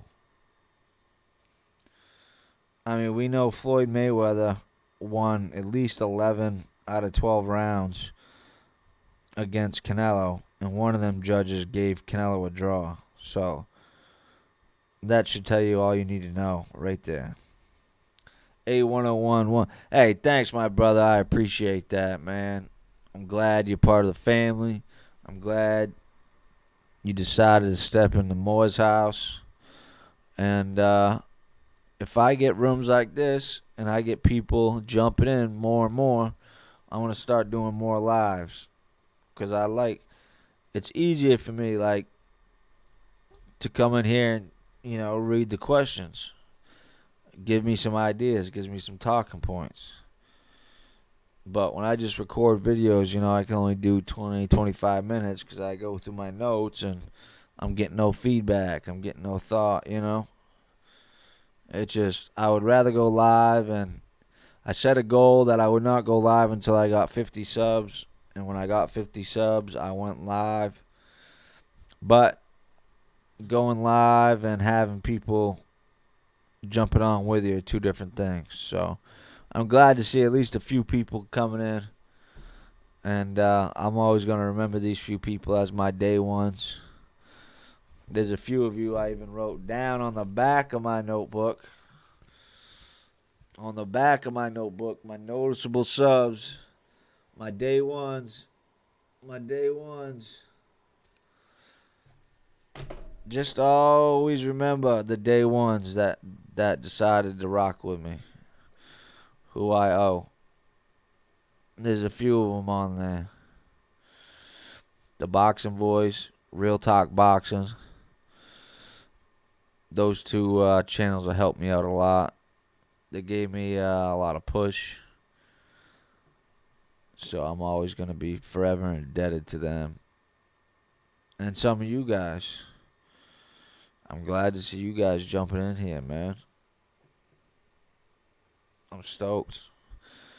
It's mint. It's mint, as we say in Maine. It's fucking mint, guy. It's fucking mint. A1011. If BJ Saunders stays with an active jab and out the pocket, it could be a very interesting fight. Yeah, but I don't want him to fight like Lara did. I really don't. I don't want Billy Joe to throw a jab and then a straight and then get on his bike out of the pocket. He's got to mix it up. In and out, different angles, up and down. But I see what you're saying. Billy, that's what I was just saying to Neil the Security. If Billy Joe Saunders wants to use an active jab and not get knocked out by Canelo, he could literally fight 1,000 rounds and would never get knocked out by Canelo. He's that good as far as technical skill. So it all depends on Billy Joe or what happens in this fight. We know what Canelo's going to do. He's going to try to walk you down and knock you out. To the body, to the head. We know it. We don't know what we don't know what Billy Joe Saunders is going to do. Neil the Security. I see Billy fold into a body shot for some reason. Hopefully he strengthened that mid section. Yeah, Canelo's those left hands that Canelo have. Woo! Ooh, boy. You don't want to get hit with one of them. It probably feels like a baseball bat. Someone took a baseball bat and just lined you up in the ribs. For fuck's sakes. No. I don't know, man. That's why we love the sport. Am I wrong? Am I wrong, Neil? That's why we love the sport. Can't wait to see what happens. Can't wait. Can't wait. But I think the more of a surprise is going to be Billy Joe Saunders. He has the ability to adapt in many different ways. Canelo also has the ability to adapt in many different ways. But Canelo fights his fight and makes other people adjust to him. So it's going to be all about what attitude Billy Joe Saunders comes with. It will be an excellent KD Doctor. It will be an excellent fight if Billy Joe comes in good shape and condition. He will be moving and boxing, but I got Canelo winning this fight by split decision. If Billy comes undisciplined, I got Canelo TKO. Let's see. From what Neil's just said and what KD Doctor just said, any one of those scenarios could happen. Anyone. That's the crazy part. That's the crazy part. Richard Midson. All is well over here, brother. How are you? Welcome to Moore's house. See, earlier I was talking about one of the day ones. There he is. There's one of the day ones. Near the security. Definitely gonna be stoppage by Moore. Alright. Definitely gonna be stopping by more often, champ. Hey, Neil the security, I appreciate that, brother. You know, I have been running for a little bit. I know people got ish to do. I've been going for about 2 hours, my longest live. But if you could hold on for about a couple more minutes, I wanted to. Obviously go ahead and do what you got to do. But Richard Midson, no, Neil Security. If you're not subscribed, man, subscribe, brother. I appreciate that. You know how much that means to me. You know how much that helps these smaller YouTube channels, and obviously likes. Obviously, you guys know it helps with the visibility of the show, and that would be mint. Richard Mitchell, bro. Billy had not been fighting. How can he trouble Canelo?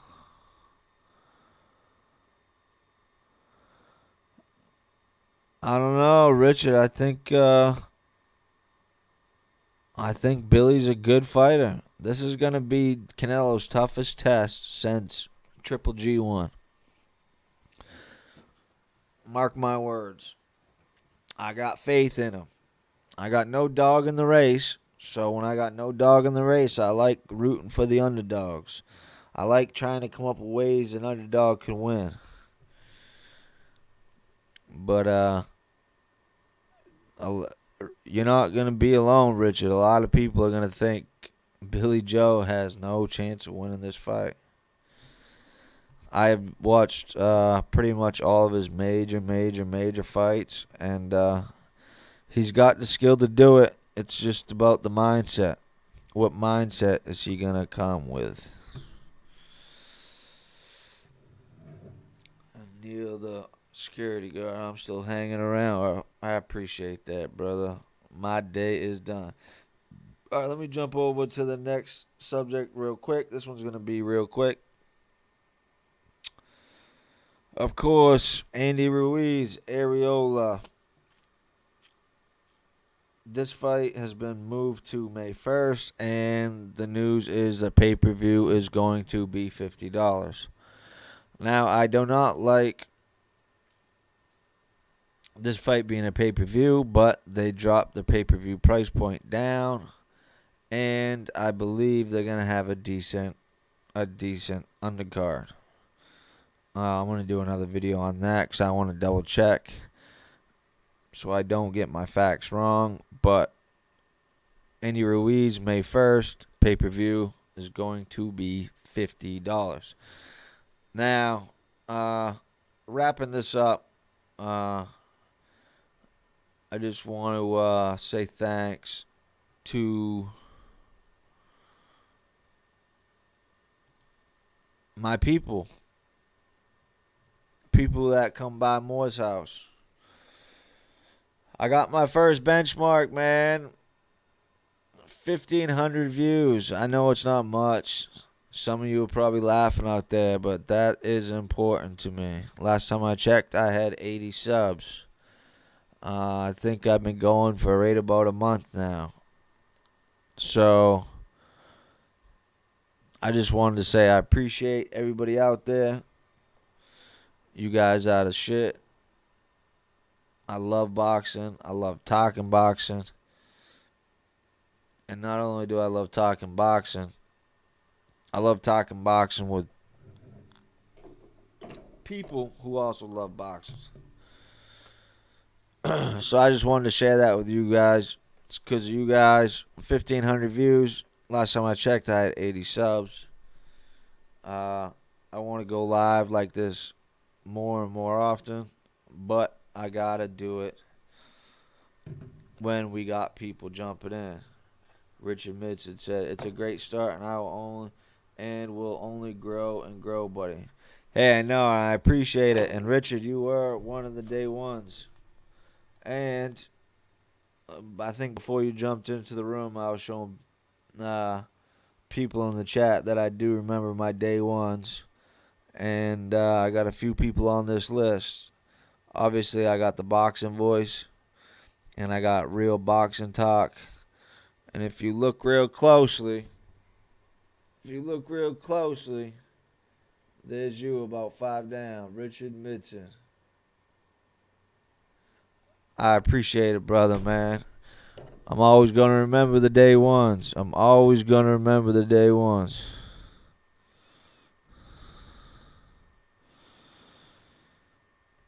Neil the Security, congrats, man. Thanks, I appreciate it. And I hope to see you guys back. Like KD Doctor, I never seen you. I hope I see you back my next live. 1011, who said he just subscribed. I hope I see him back.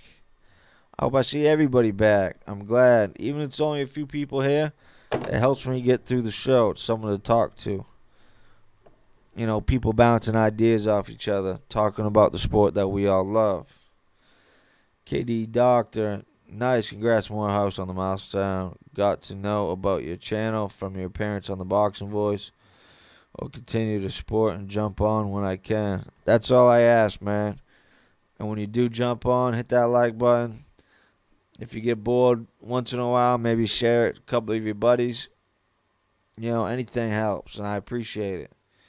And if you don't want to click the like button and you don't want to share my channel, if you just want to jump in and talk boxing, I appreciate that too. Richard Midson, plus I always get a bud when I come around to see you at Moore's house. Plus I always get a bud. Yep, you do. Yeah, you do. But if any of you are here from the Boxing Voice, we were talking about me possibly fighting on the Wisconsin card for the Boxing Voice. I finished setting up my. I finished emptying out my spare bedroom from all my tools and a bunch of junk.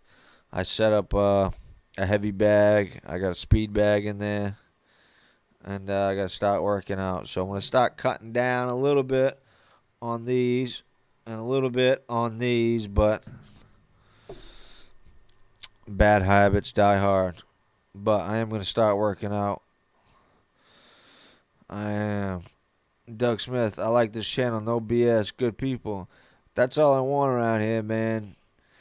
That's all I want, Doug. Just people to shoot the shit with, you know? I always, when I pictured doing this, I wanted to do this years and years ago, but I always felt like I needed to have a partner next to me, kind of like a podcast, like a Joe Rogan type thing. And I could never find anybody to do it with. So I just said, screw it. I sent good old Nesta Gibbs a message. And one day he messaged me back and said, hey, you ready? You want to jump on the show?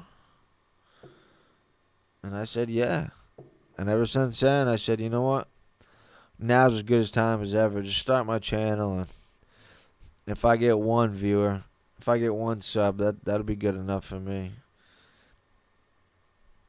Because I like boxing. I want boxing to be back to where it was in the 80s. I want the heavyweight champ of the world to be known as the king. You know what I'm saying? Back in the day, if you were the heavyweight champ, you were the biggest, the baddest man on the planet, the most famous. Boxing was it. Boxing was the ish. But yeah, Doug Smith, I do want good people here, and you're one of the good ones, brother. I'm glad you jumped in here tonight. Richard mentioned more for me than... Yeah, you're right. More for you. Who am I joking? I'll try to cut down. That'll last 2 nights. KD Doctor 7989. He says, most def, I will hit that thumbs up button. This boxing, there's enough space and room for everyone. Channel to grow and eat. You know who you will be going against at Border Wars. Supermax was mentioning you earlier. That was the plan, but I heard Supermax is trying to get a rematch. So it's up in the air right now. I don't know. I really don't know. Either way, I'm going out. I told Ness that I will be going out to meet up with all the boys and meet up with all the fans and shake some hands and have some fun and check everything out and just go out there to help in any which way I can if I'm not fighting. And even if I am fighting, I'll be out there to help the boys, whatever they need to be done. You know what I'm saying? That's what it's all about. Helping everyone out when you can. When does your fight camp start? Well,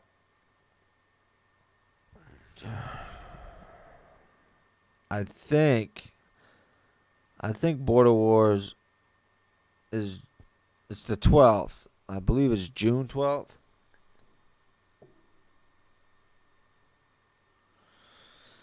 So I'd probably do, for a 3-round fight, I'll probably do 6 weeks. 6 weeks. Plus in Maine, I live in one of the biggest cities in Maine. It's called Portland. We got the Portland Boxing Club. So for about 3 weeks, I'm going to get my bearings here at my own house, my speed bag, jumping rope, hitting the heavy bag. And then I want to go down there and talk to the head coaches and trainers down there and see if I can get in the ring with a couple of their guys just to see what it's like to get punches thrown at you. You know what I'm saying? That's the plan, if I'm fighting. But either way, I'm going out to Border Wars. So shout out to the whole TBV fam. Shout out to Real Boxing Talk. Real Boxing Talk. Shout out to him, the main man, the boxing voice, and everybody in the Moore's House family. I appreciate it. It's been 2 hours. This is the longest live I've been on, but it felt like 5 minutes because I've actually had some people to talk to, and I appreciate it. Richard, I wish you jumped in here earlier, but it is what it is. If I can start consistently getting some numbers, I will do them more often. John Lejeune, I stayed in Portland after Sears School in Brunswick. What is that? Sears School. Is that the underwater school? What do they call that? Yeah, well, anyway, John, you know exactly where I'm at. I'm living right in smack dab middle of Portland.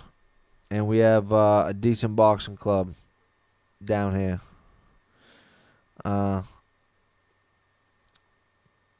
So, yeah, that's my plan for a camp, Neil. But either way, I'm going to start working out. I got a big beer gut. I'm about 5'6", weighed about 240. Definitely not healthy, so I got to start doing at least some cardio. Oh, no doubt, no doubt. John Lejeune, Survival, Evasion, Resistance, and Escape School. Well, everybody, I appreciate it. John Lejeune, all special warfare goes through it. Oh, part of the military, I see. Part of the military. Well, if you are, I appreciate your service, and I'm sure everybody else in this chat does as well, if that is the case. All right, real deal. Real deal. We appreciate your service, and I believe I speak for everybody in this chat room. John Lejeune. John Lejeune. But yeah, so that's it, everybody. I appreciate it. Been 2 hours and 11 minutes. Damn, man. UK runs boxing. What up? As you're jumping on, I'm jumping off. I'm sorry, UK runs boxing. I don't know what the hell you're doing. Wow, it's only about midnight over there. But all the new faces I saw tonight, please come back. Please subscribe. Please hit that like button. UK runs boxing. Man, I wish you jumped in a little bit earlier. But unfortunately, I've already done 2 hours and 12 minutes. We ran through a list of topics. We ran through RIP to Hagler, WHYTE povetkin, predictions, where does the winner go, Gervonta Davis, legal problems, what happens with him, who does Crawford fight if he does not fight Porter, Canelo and Saunders, 20,000 in 24 hours, and lastly, thanks to all my subs, I hit a milestone. Damn, more UK people. AJ versus for all the belts, UK. Yeah, we great live. Nah, it's 114 in the UK. Well, unfortunately, my UK brethren, I've been on for 2 hours and 13 minutes. I wish you would have jumped on earlier. If you want, watch it back, but I'd appreciate it if you hit that thumbs up. If you got a spare minute, maybe tell one of your homies about the channel. Only good people, only real fans. That's all I want here. Some real fans that are knowledgeable. And everybody who stopped in tonight, I appreciate it. And now that I'm starting to gain some numbers, even though they're small, I'm going to start going live more often.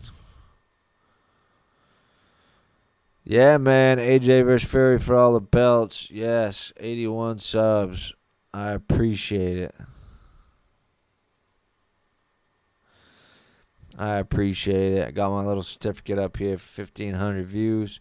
Another milestone. It's because of you guys. It's because of a couple of the big homies that helped me.